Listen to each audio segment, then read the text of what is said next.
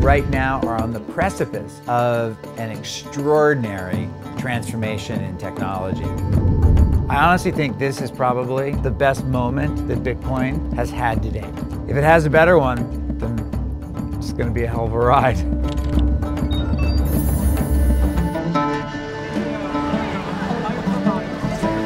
So behind me over here is the British Museum, and inside of it is the world's first money. And it was made in the year roughly around 650 BC in the country of Lydia, which is modern-day Turkey. We're about to begin an amazing adventure. We are going to use the world's newest and most innovative form of money to go back to the place where money was first born. This is a map of the ancient empire of Lydia, where money is said to have originated. If we look at it on a map, we're here in London, about 1,600 miles away. So I've picked a couple of flights at cheapair.com. They accept Bitcoin and a few other alt currencies. And now if I come down here and say I'd like to pay with Bitcoin, and let's go to BitReserve. I have some Bitcoin, I have some dollars, and down here I have our new gold money. So what I'm going to do is I'm going to take the money that I'm currently holding in my dollar card, and I'm going to transfer that to my brand new gold card. Now you see I have roughly about ½ an ounce of gold that is actually sitting in a physical location in a vault. We're going to go to my gold money, we're going to send, and I'm going to get the total amount of Bitcoin that I owe them. And now that's gone instantly. And I now hold a round-trip ticket buying with gold converted to Bitcoin to return to the very home of the innovation which started all of this off in the first place, the invention of money. This is amazing. This probably is the first time someone has actually bought a plane ticket with gold. It demonstrates the real power of Bitcoin. Now I'm just excited to go back to see where it all started.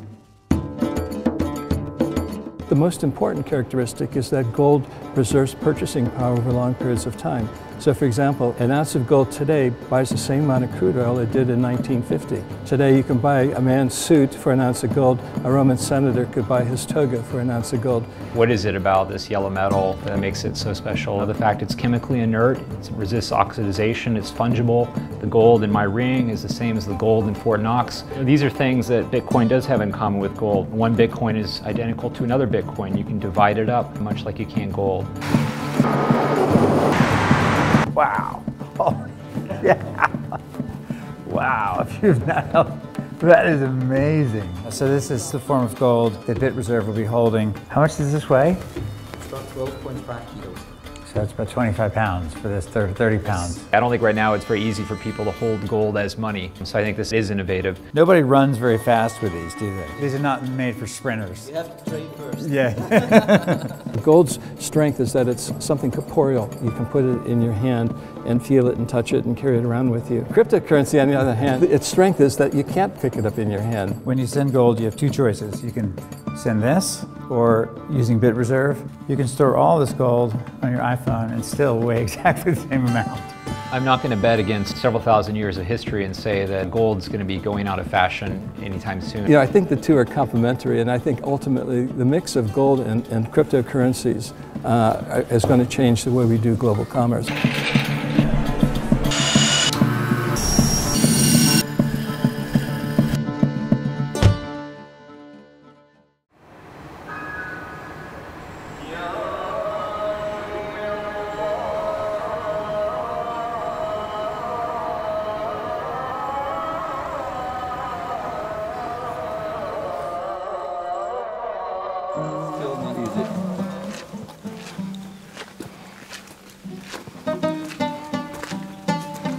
The first day of the trip, we went to Sars, which is actually the home of money. The first coins were struck there. The first gold was pulled out of a stream from there that was used to make these coins. As we all know, King Midas had the unfortunate gift to turn everything that his hands touched to gold.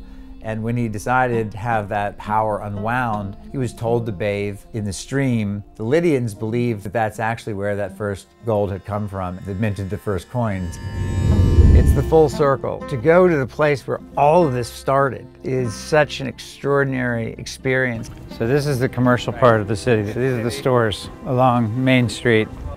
It was ultimately the adoption of money which allowed commerce to flourish.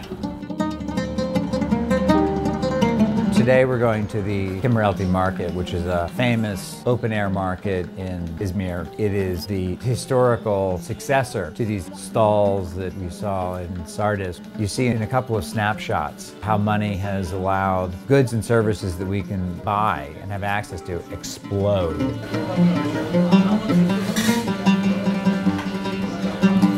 Wow.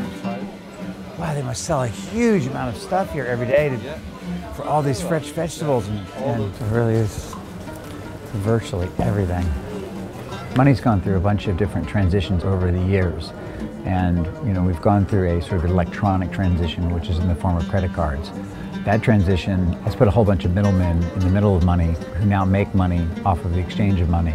And I think what's great is this next stage is about removing the middlemen, and it's about putting money back into the pockets of shopkeepers like the thousands that are in this open-air market. So do you charge more money for cash than for credit cards?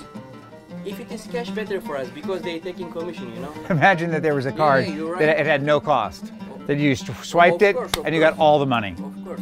There's something like machine, we use that machine. We don't use the other commission machine, It's coming soon. Yeah. Thank you very much. Thank you very much. Thank you very much. What's cool to think about is that we may be bringing all of these thousands and thousands and thousands of vendors the ability to transact more easily, more quickly, more safely, and at no cost. And that's changing a set of businesses that have been around literally for thousands of years. Innovation is about to arrive in places like where we are right now.